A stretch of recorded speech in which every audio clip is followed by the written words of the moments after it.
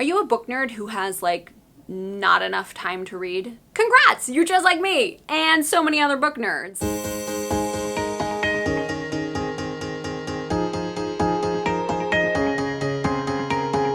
Us book nerds, we have a unique problem where we want to read all of the time, but we don't get to read all of the time. So we have to be creative and nimble and come up with unique and interesting and hardcore ways that we can fit more reading into our busy lives. So I put out a call on Twitter and I was like, yo, what's up? Tell me your most interesting ways that you fit more reading in. And these are some of my favorite responses. So let's count down the top 10 most hardcore ways that book nerds can fit more reading in. Jeannie had some really cute advice. She says, every time the clock strikes a specific time, like 8:13, you need to open a book. I would love to try that, or just setting a little alarm on my phone for like a very random time of the day and be like, you have to read for 10 minutes now. I think I'm gonna try that one. Rena's advice. For some absurd reason, Walmart has 2 out of 400 lines open. So boom, read there, read for at least half an hour while you're waiting. Yes. This is why you should bring a book with you no matter where you go. If you're in the line at the DMV, if you're in line at the doctor's office, if you're in line anywhere, literally lines waiting all the time, always have a book on you. And then always have a backup book on your e-reader and then a third backup book on your phone, because you just never know how long you're gonna be waiting and whether or not you finish a book or 2 or 3. So bring a book and bring 2 more backups. Craig says, download Kindle for your PC or Mac on your work laptop. Always keep it open at work, and when no one is looking, shift tabs and start reading. I definitely do that. I hope none of my bosses are watching, because I do that a lot. Justin's advice was probably the most technical and helpful piece of advice for how you can fit more reading in. He says, speeding up the audiobook narrator is the best thing I've ever done. I'm currently at 120 books this year. I have never done that. In fact, I didn't even know you could speed up the audiobook narration until I got this tweet.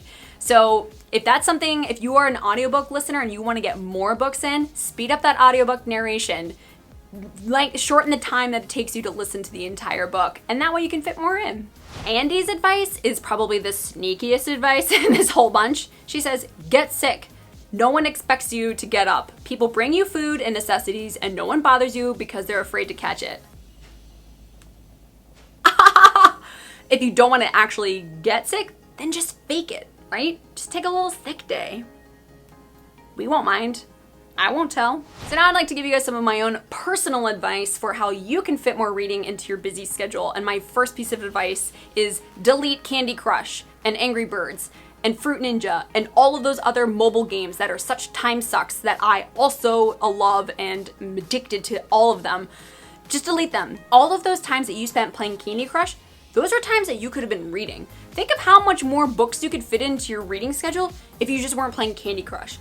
And I know because I got into a serious Candy Crush hole a couple of months ago when I was in a book slump. I was just like, okay, maybe I'll just play Candy Crush. And then literally like, it was bad there for a while and I barely read anything. So delete all of those apps and just read. Another trick I like to do is I have actually set up a couple of different apps on my laptop, and sometimes I will go to the extreme of turning off my Wi-Fi in general, but I will just sort of disable my Wi-Fi for a couple of hours each night, which will force me to pick up a book and read it. Even if I'm not feeling like reading, I'm in a book slump and I'm just like, ugh, I just want to watch TV, or just like, ugh, get in a deep Wikipedia hole, I will just shut the internet off, because then I am forced to pick up a book and read. Read while you work out. It's an amazing way to kill 2 birds with 1 stone. You get to conquer your TBR pile while also looking fit. So basically I do a lot of sit-up stuff, a lot of ab and core workout, always reading a book when I'm doing that. If I'm doing push-ups or I'm doing planks and stuff like that, lay the book down, get some more reading in. Or better yet, you can even listen to an audiobook while you're running or at a fitness class, anything. Just listen to an audiobook, have the book in front of you, just read while you work out, because reading while you're working out makes your workouts like so much better and makes them fly by. And you get to conquer that TBR pile. I am notorious for bringing books with me to social occasions where I should not bring books, but that is a really good way that I've been able to like fit more reading in. Is I will bring a book with me, like when I'm out with you know, friends at a party that I didn't really necessarily want to go to, but I kind of got dragged to it, I always bring a book and just like sort of find a corner and just be like, no one pay attention to me, everyone leave me alone so I can read. So yeah, I like to bring books to social gatherings and be that person that's in the corner just ignoring everybody and paying attention only to my book. Whatever. Book nerd life, yo. My number one favorite submission to this, and something I definitely do myself and would honestly very strongly recommend to everybody, comes from McKinley. She says, if you're not reading every time you're sitting on the toilet, you're wasting time.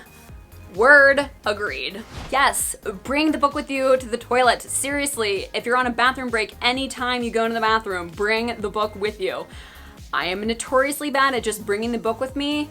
I will have finished my business, but I will just stay on the toilet, not doing anything except reading for like hours. That has happened a lot with me. I don't know if that's happened with any of you, but it's a really good way to get some more reading in. So that's it. So hopefully these were some helpful tips for how you can fit more reading into your busy schedule. And now it's time for you to give me your tips. Head down to the comments below. Give me your best, most effective way that you fit more reading into your life.